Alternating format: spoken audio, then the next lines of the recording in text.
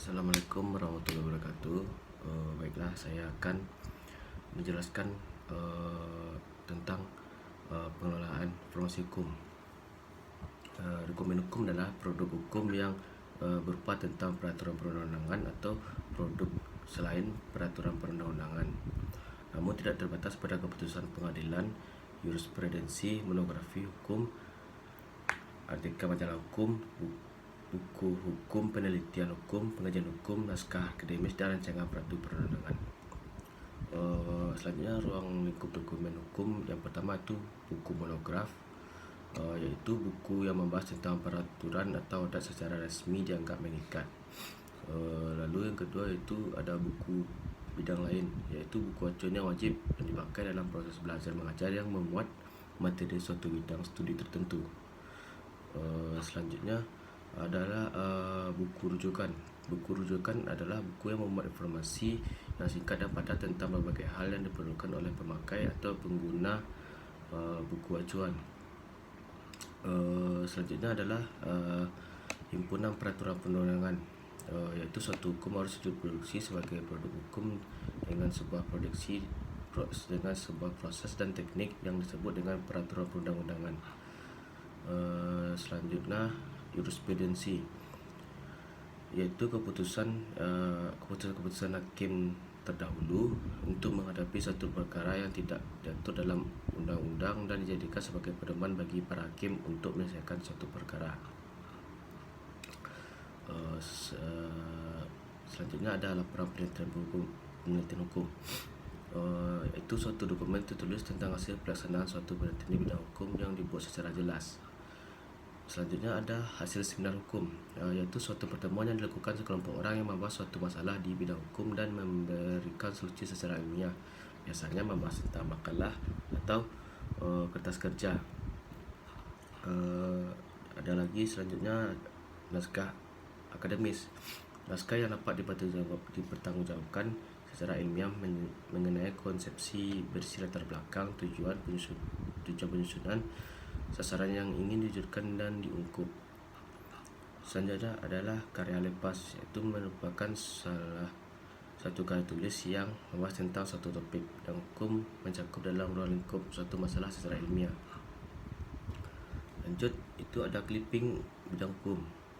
Clipping bidang hukum itu suatu kegiatan menggunting atau memotong bagian tertentu dari media cetak seperti majalah, buku, koran, dan lain-lain. Selanjutnya ada terbitan berseri. Yang pertama tuh lembaran resmi. Contohnya ada Berita Negara, Lembaran Negara, dan Lembaran Daerah. Yaitu lembaran daerah adalah penerbitan resmi pemerintah daerah yang digunakan untuk mengundang peraturan daerah. Yang kedua adalah himpunan berseri, himpunan keputusan menteri tertentu yang terbit secara rutin.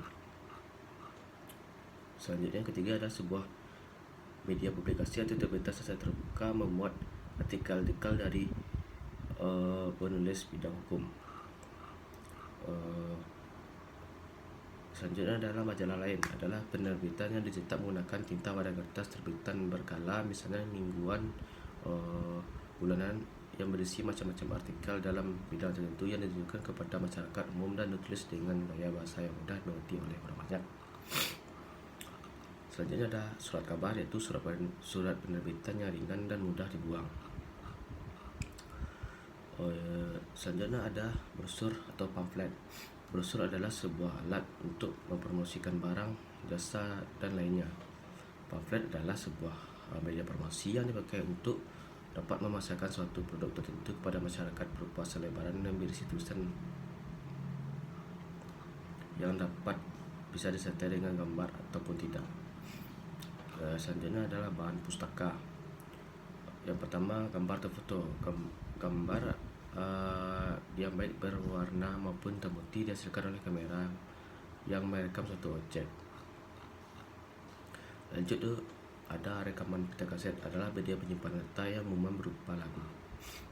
Selanjutnya ada sebuah rekam disket komputer, adalah sebuah cakram dengan komponen magnetik yang berkapasitas kecil dan memiliki berbagai warna digunakan untuk menyimpan 1-3 dokumen. Selanjutnya adalah rekam ACC, adalah rekaman video yang bisa diakses dengan menggunakan software khusus. Selanjutnya adalah mikrofilm, adalah pengurangan sebuah gambar menjadi lebih kecil, di mana gambar tersebut tidak teknik dapat dibaca tanpa alat bantu. Dan terakhir adalah bahan peraturan perundang-undangan dan instrumen hukum lainnya berupa lembaran lepas yang digunakan sendiri.